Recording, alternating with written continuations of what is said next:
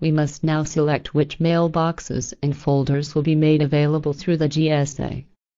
So, let's open the Mailbox Configuration tool by clicking in Start, All Programs, KEAC.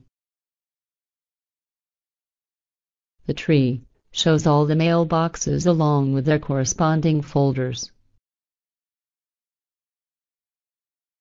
If you are granted to read the contents of a folder, you will see it in a list.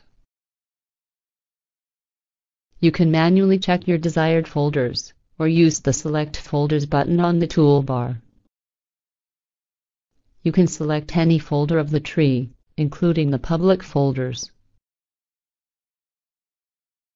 There are several configuration options, setting a folder to be private, public, or to index attachments.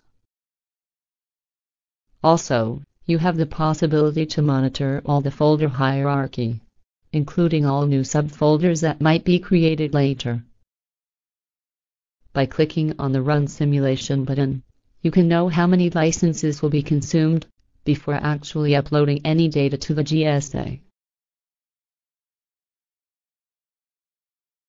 Once that you are ready, click the Save Changes button to save and apply the new configuration.